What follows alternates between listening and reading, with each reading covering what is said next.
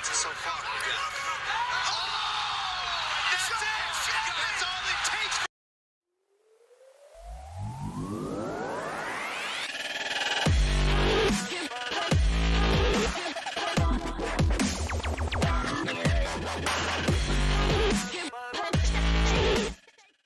Welcome to Kyle Anthony's UFC Betting Show. I am Kyle Anthony, and welcome to the podcast. Welcome to the betting show for UFC on ESPN between Calvin Kattar and Josh Emmett. We're going to be breaking down two plays like we always do, including the main event. And listen, I'm excited to break this one down because we are coming off another profitable evening last weekend, plus 7.24 units for clients. Last weekend did go 3-2, but hit on both of my top plays, including my 5% max play, which was on Jack Della Maddalena. He went out there, got the job done in the first round, so it was a nice feeling. We've now cashed 14 of 19 UFC events this year. Listen, we got to keep it going, but like I always say, got to put that in the rearview mirror. We've got an event coming up on Saturday. We're going to be breaking things down. Already have my client package up there for clients, so if you want to be a client, link that in the description. And definitely, you know, I always appreciate people liking, commenting, subscribing, following, all those things. Helps the algorithm, and I appreciate that.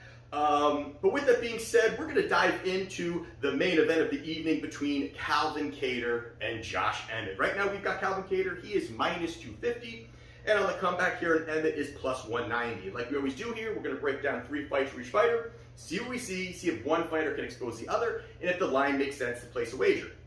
So we're first going to talk about Calvin Kattar. Now, 3 fights ago, he fought Dan Ige. Now, this fight was pretty interesting here because right away in this kind of situation here, Ige wanted the takedowns. He was looking for these takedowns. He was looking to push forward ahead. He was looking to land the big shots, but looking to level change. And the one thing that Kattar really just displayed was just how much better of a striker he is than Ige. Utilizing the jab, setting up his offense behind the jab, very rangy striking, you know, really extends his punches, looked really good off of these combinations, quick developing combinations, and most of this fight was pretty much Ige just lunging forward. He was kind of just wildly lunging forward, couldn't really catch, you know, there was a couple spots where he did land some nice shots, and maybe some shots kind of, you know, some exciting moments there, but for the most part, really Kattar had good footwork, moved on the outside, landed some nice combinations, and Ige was just out of rhythm. He just could not get into that rhythm. He's kind of a guy, you know, even too, that's comfortable in the pocket, just wildly exchanging, and he couldn't get that. You know, Kattar did what he needed to do, utilizing his boxing in range, goes out there and gets a decision victory over Dan Ige. 2 fights ago, Kattar fought Max Holloway. I am not going to be breaking this one down. This was just a one-sided masterclass from Max Holloway. And this was really touted as who's the best boxer in MMA, who's the best guy that's, you know, has the best hands.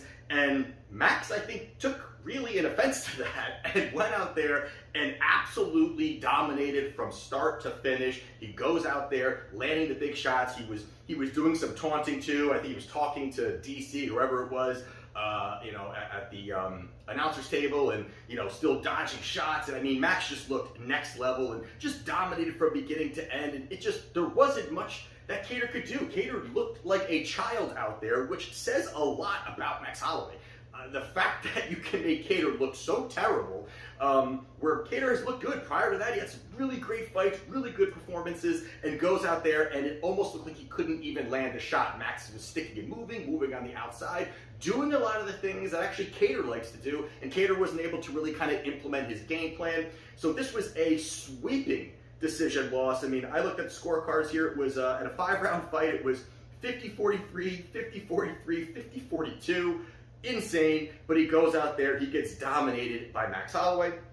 And then most recently, Kattar fought Giga Chikadze. This was an interesting fight here because this first round, Giga, I really felt like was feeling himself. I mean, he must have felt, hey, I'm going against the boxer, I'm the kickboxer, I'm going to have more weapons, you know, this is going to be a great setup for me. And that first round, I would say the first minute and a half, was Giga looked incredible. I mean, you know, he was firing these kicks, landing big shots.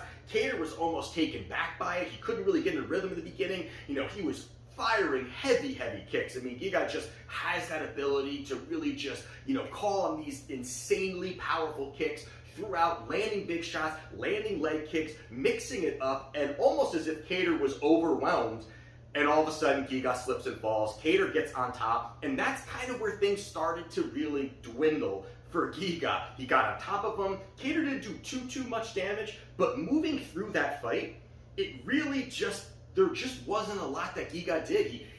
Both of these guys, I would say, third round or so, were tired. I mean, they were definitely a lot of volume, and that's the one thing that Kattar did perfectly to somebody like Giga Chikadze, who wants to utilize his foot, his kicks. He wants to not be on his back foot, and that's what Kattar did. Kattar moving forward, keeping Giga on his back foot, unable to fire his kicks, and within that first round, he threw, I don't know, was it 5 or 6 kicks?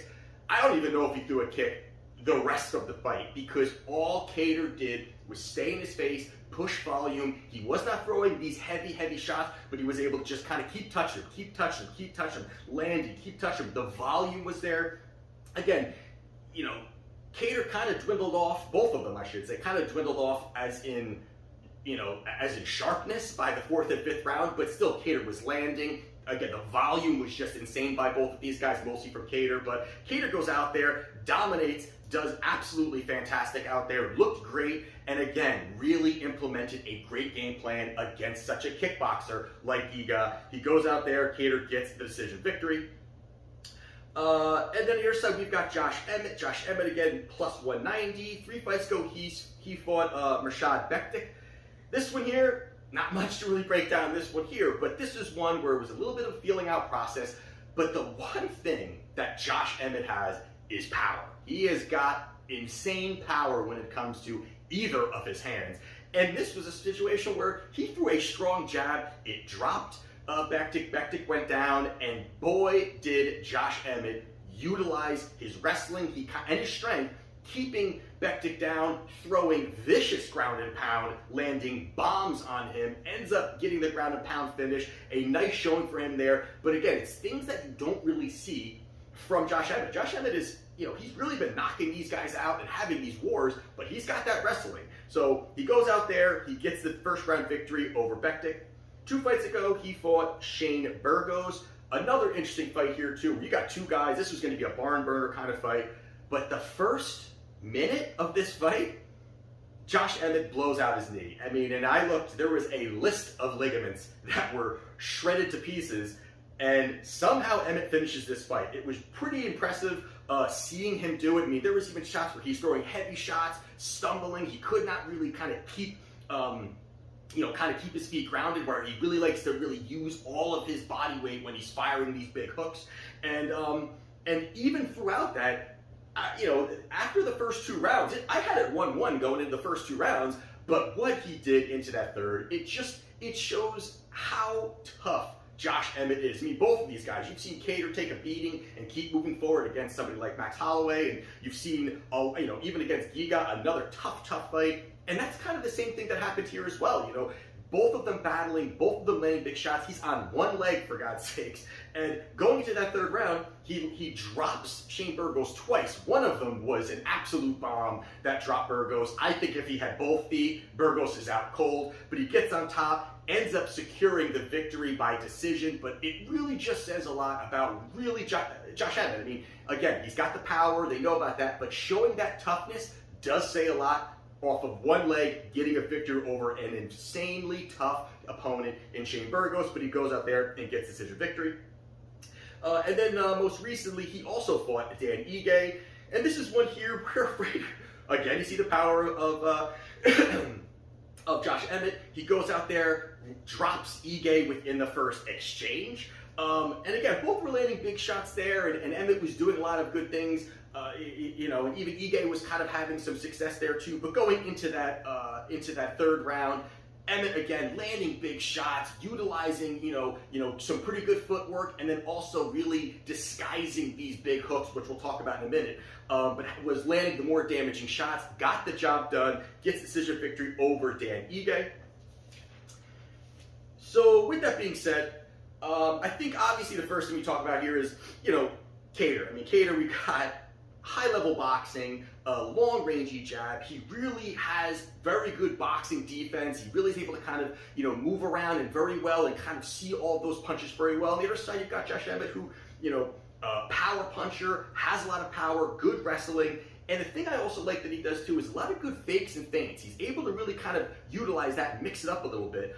And then again, he's got wrestling. He can call upon that if he needs it. And overall, he's just a strong dude in general. But the first thing we really got to talk about is on the feet. Now, on the feet here, clearly the better striker is going to be Kattar. Kattar really sets up everything with his jab. It's long rangey. He has good footwork. He really is fine with that. And the one thing he can't do Saturday night is brawl with Josh Emmett. I don't think he wants to do that. Somebody like Max Holloway landed a lot of good shots, but Max is really slick with limited power. Where you've got somebody like Emmett lands some of these big shots. He's putting people to sleep. So really, if you can utilize, if Kattar can utilize his hand speed, his angles, I think that's going to help him if you can kind of, keep at range. He's got to keep Emmett backed up. He's got to keep Emmett off of him. He's got to keep the space between them. So if he can sit there and kind of pop the jab out, throw 1-2, move around the cage as Emmett's swinging with the big shots, that's really going to help him a lot there. And if there's toe-to-toe exchanges, he's going to need to get out of those because Josh Emmett has that power. But the part here is that the one people really forget, again, and I kind of said before, is the wrestling. I think that's something he may call upon on Saturday night. I think that's something we haven't seen. And I think that's something where, one, he's got really great ground and pound. I mean, he really does. He positions it well. He's really able to frame his opponent on the ground, throw big shots. He's got the strength to do it. I think he's got the cardio to do it as well, too. So I think that's going to be an advantage he's going to have over Kattar. Kattar's going to look to be boxing. He may be looking for that level change. That's going to be a big advantage, I believe, for him also as well, too. But the big part about this also is really how he sets that up. Now, the one thing that a lot of these guys do, these big wrestlers do, and that have power, is it's like that dipping hook where it looks like they're going to be shooting for the legs and they throw the big right or the big left or whatever it is that they have. And that really, as the opponent's worrying about these takedowns, they fire the big shot, they have all their body weight behind it because they're looking to basically level change. That's going to help land some of these big shots on Kattar. So I think it's important for Emmett to get these level changes, to at least shoot early. Even if he doesn't get it, I think it's going to help him tremendously by just being able to disguise some of these shots. We've seen him land some of these shots where, and again, it was against Burgos a few times, where he kind of looked like a takedown. Burgos puts his hands down, he lands a big shot and drops him. That, to me, is something that can work against Calvin Kattar. And if he gets him down there, again, the brutal ground and pound, that's going to help him get the damaging shots. I don't think, again, that if they're just going to stay at boxing range, it's going to be difficult for him to outbox Calvin Kattar. And the other part of this really is the fact that if he can get him down, if he actually goes and gets him down, I don't know if we're talking about a decision victory here or if we're going that round with a decision victory here, but if you start to look at just the paths, again, you've got the boxing of both of these guys, and if Kattar, I don't know if Kattar's got the ability to just spark out Josh Emmett, but I know that Josh Emmett has the ability to spark him out, plus with the ground and pound, and the other part of this too is the way in which Kattar blocks punches. A lot of times Kattar does the boxing kind of block, where I would almost call like the Overeem block, where he just puts his hands up like this. That will work with boxing gloves. It doesn't work with MMA gloves. And a guy like Emmett, who throws heavy shots, who does not care if he's hitting your guard or not, if Kattar starts to do that, I think that's where Emmett has success. So there's a lot here that I like about Josh Emmett here. And if you're talking about plus 190 on Josh Emmett, I like it here. I mean, you could go knockout here, but I think that there could be a little bit of feeling out process, as well as Kattar could look for distance, which could lengthen this fight a little bit here. But I do like Josh Emmett to get this victory here. I just think that this fight is going to be much closer than the line indicates. I think the value is definitely on Josh Emmett in this spot here. There are some weaknesses that I think he can expose. So for me here, as one of my free plays, I will be taking Josh Emmett plus 190. And the other play we're going to be talking about here is Julian Marquez versus Gregory Rodrigues. We're going to be talking about this one here. Rodrigues is minus 205. On the other side, we've got Marquez. He's plus 160.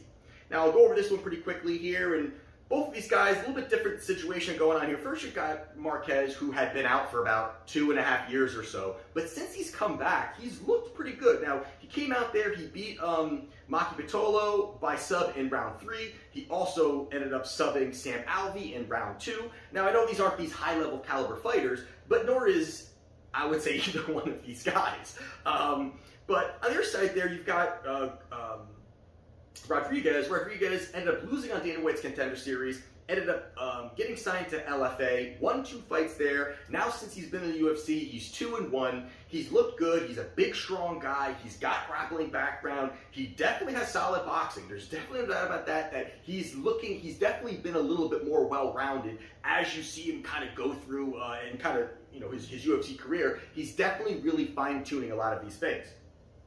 But on the feet here, the first thing, obviously, is going to be, again, we're talking about boxing, is boxing. And Gregory, you know, he's got the boxing. You know, he definitely has the better hands. He's going to have the sharper hands. He's going to be able to, you know, utilize some of his strikes. You know, Marquez, he may look to brawl more. He's a little bit more sloppy when it comes to that. But he definitely wants to brawl more, get in your face, and maybe even more dirty boxing than it is just at range striking. That's really going to be where I think that Rodrigues is going to have success. Cleaner combinations are definitely coming from Rodrigues as well. And if you really look at, you know, where these guys could have success, the first part here is I think that first round is going to be dangerous for Marquez. I mean, I think Rodrigues, if a lot of times Marquez is fine kind of being in the pocket while exchanging, that's where that first round I think is going to be dangerous for Marquez. And Rodrigues at full power, be able to defend some takedowns and throw some big shots, that's going to really be dangerous for Marquez early in this fight. But the one part about it is that really the footwork that Rodrigues has, or I should say the limited footwork that Rodrigues has, may help Marquez in this fight. And you've got a guy who's very slow plodding movement, doesn't really move his head, doesn't really have this footwork at all, where Marquez does have the movement to kind of maybe utilize some angles to actually land some big shots. But the one thing is that Rodrigues will be there. Rodrigues will be there. If Marquez wants to engage, Rodrigues is going to be there because, again, he's slow moving, and I think that's where possibly Marquez could have success. But I think the main weapon for Marquez is going to be his cardio. I really believe that is a path for him here. And we've seen Rodrigues in past fights, you know, some that he's won or lost, that he has really, you know, 2 fights ago, which I forget the guy's name off the top of my head, where he was done by the beginning of round 2, middle of round 2, and ended up landing a big shot to get the victory. It almost looked like he was going to lose the fight, but he ended up landing the big shot, and he looked absolutely drained. And he's a kind of guy, he's a big guy, got a lot of muscle to him.